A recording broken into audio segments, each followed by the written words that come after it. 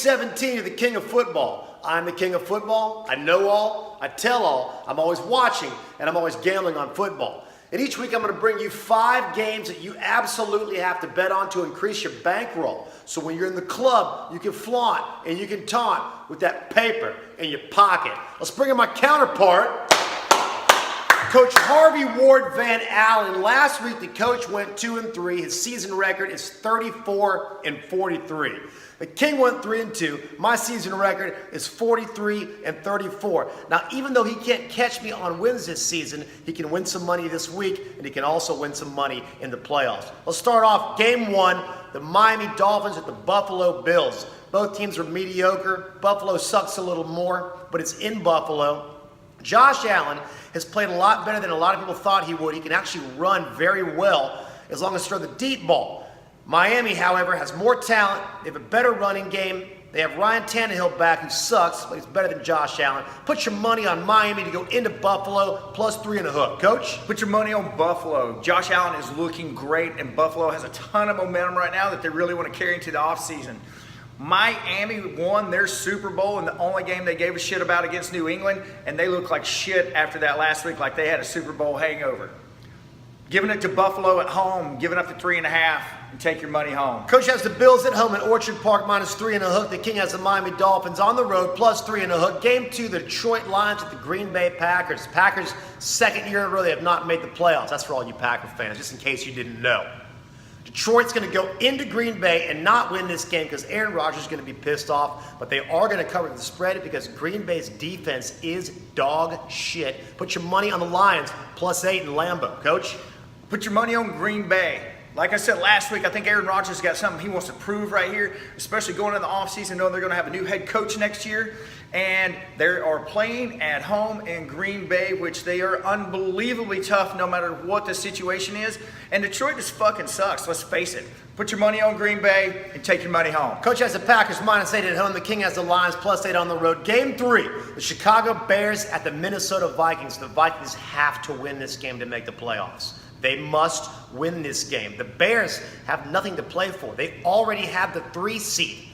There's been a lot of talk in the Bears locker room how they're going to come out and want to win this game. Bullshit. Put your money on Minnesota -4 at home. Coach? Put your money on the Bears, and I'm telling you why. Because a team that is built on defense, the defense never wants to give up anything. That is just the way the brain works when you play on that side of the ball. Look for them to come and eat Kirk Cousins up and put him on his back. I'm going to say he gets sacked 4 times in this game, and they're going to have 2 turnovers. Put your money on the Bears and take your money home. Coach has the Bears led by Khalil Mack on D, +4 on the road. The King has the Minnesota Vikings -4 at home. Game 4, the Washington Redskins at the Philadelphia Eagles. The Redskins absolutely suck. They do have a good D-line. They did play Philly closer this season. They really suck, so why would anyone bet on the Redskins? Well, I am, because I fucking hate the Eagles. I hate their fucking fans. I hate everything about the city of brotherly shit. Fuck that place. Put your money on the Redskins, +6.5. Coach?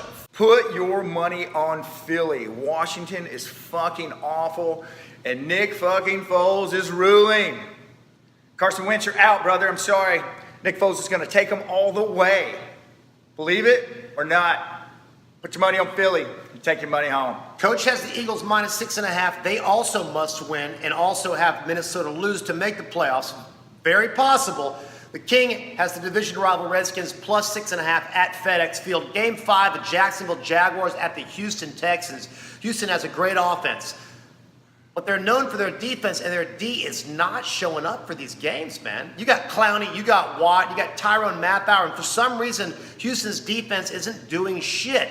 Put your money on Jacksonville, another division rival in the AFC South, to go into Houston and cover the 6.5. Jacksonville +6.5 in Houston. Coach?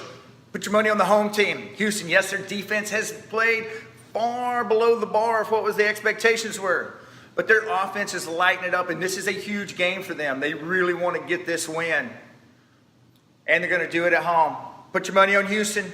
Take your money home. Before we go into the lead pipe lock of the week, I just want to say I'm paying homage to the King.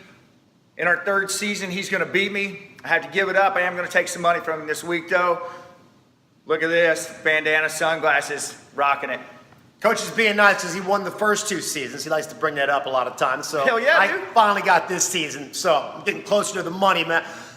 Lead pipe lock of the week. The King has the Cleveland Browns and Baker Mayfield going into Baltimore and getting their bell rung. Mayfield is a great step up. People in Cleveland are finally talking. They feel good about what they got there for their future.